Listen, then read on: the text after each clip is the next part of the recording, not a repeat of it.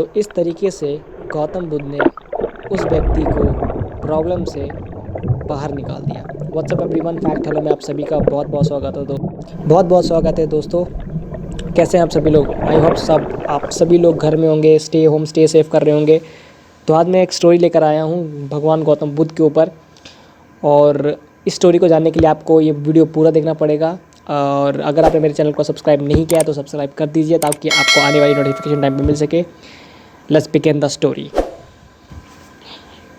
ये कहानी की शुरुआत ऐसे होती है कि एक व्यक्ति जो बहुत गरीब था, वो अपनी बीवी बच्चों का पालन पोषण नहीं कर पाता था।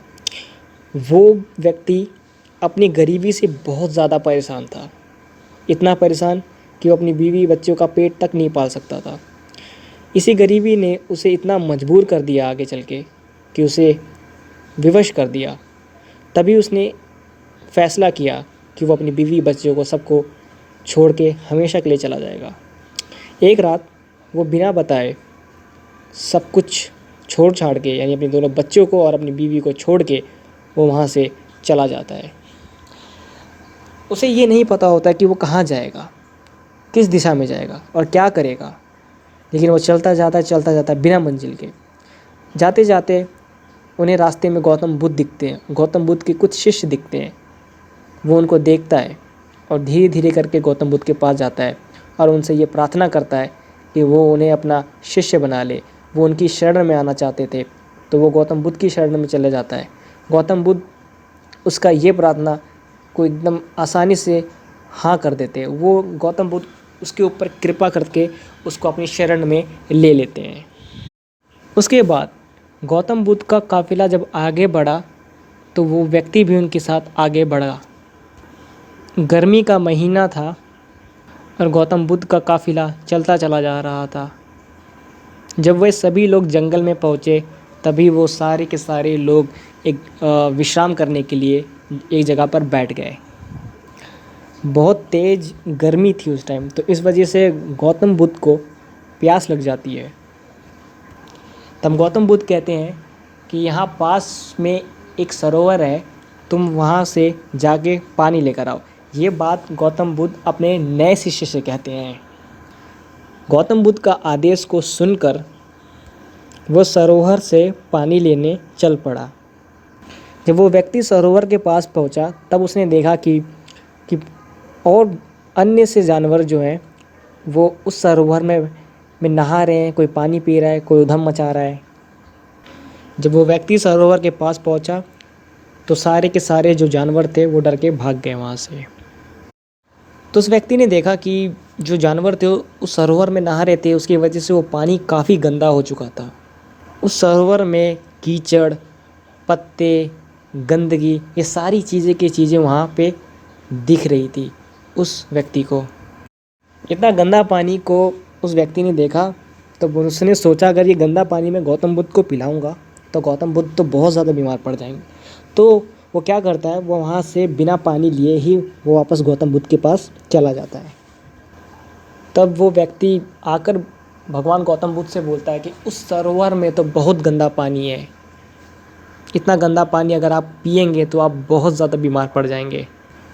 गौतम बुद्ध ये सब सुन ही रहे थे और उन्होंने सुनने के बाद कुछ देर शांत रहते हैं। फिर गौतम बुद्ध ने बोला कि जाओ उसी सरोवर से पानी लेकर आओ। तब वो व्यक्ति वापस उस सरोवर में चला गया, लेकिन उसके दिमाग में, उसके माइंड में ये बहुत चीज़ें आ रही थी कि इतना गंदा पानी गौतम बुद्ध पिएंगे कैसे, अगर उन्होंने पिया तो वो बहुत ज़्यादा बीमार पड़ जाएंगे, आखिर वो पी कैसे सकते हैं। वो ये सब उसके दिमाग में वो चीज़ें चल रही थी। और धीरे धीरे करते करते वो सरोवर के पास पहुंच गया। वो वहाँ पहुंचकर क्या देखता है, वो एकदम शॉक हो जाता है। वो चीज़ देख के वो ये देख कर शॉक हो जाता है क्योंकि वहाँ का पानी एकदम साफ़ हो जाता है, निर्मल हो जाता है, एकदम क्लीन हो जाता है वहाँ का पानी। फिर वो साफ़ पानी लेकर गौतम बुद्ध के पास वापस आ जाता है। फिर वो गौतम बुद्ध से कहता है कि थोड़ी देर पहले तो पानी इतना गंदा था, लेकिन मैं अब लेकर आया हूँ पानी, वो इतना ज़्यादा साफ़ है, और सरोवर का पानी इतना ज़्यादा साफ़ कैसे हो गया। तब गौतम बुद्ध ने उसे समझाते हुए कहा, जब जानवर पानी में उधम मचा रहे थे तब उसका कीचड़ उभर आया था, पर कुछ देर शांत रहने पर उस सरोवर का कीचड़ नीचे बैठ गया और फिर से पानी साफ हो गया। और इसी प्रकार भी हमारी मन की भी स्थिति होती है कि हमारे जीवन में कठिनाइयाँ हमारे मन में उथल पुथल पैदा कर देती है। जीवन में आने वाली बहुत सारी डिफ़िकल्टीज़ हमारे जीवन में बहुत ज़्यादा उथल पुथल मचा, तो उस टाइम हम लोग गलत निर्णय ले लेते हैं। लेकिन कोई भी निर्णय लेने से पहले अगर हम अपने चित्त को शांत रखें और ध्यान से बैठकर फिर सोचें, वो उथल पुथल भी पानी की कीचड़ की तरह नीचे बैठ जाती है। फिर जो हम निर्णय लेते हैं फिर वो हमेशा ही सही होता है।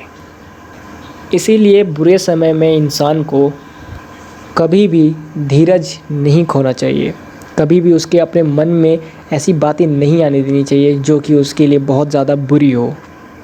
गौतम बुद्ध का ये उपदेश सुनकर उसे ये समझ में आ जाता है और फिर वो शांति से बैठकर सोचता है कि उसने जो घर छोड़ने का निर्णय लिया था वो निर्णय बहुत ही ज़्यादा गलत था।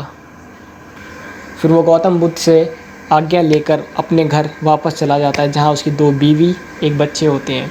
वो अपनी ज़िंदगी में फिर ऐसा दोबारा नहीं करता, वो अपनी ज़िंदगी को फिर अच्छे तरीके से जीने की कोशिश करता है, हर सिचुएशन को हैंडल करने की कोशिश करता है। तो दोस्तों ये कहानी बस इतनी सी है।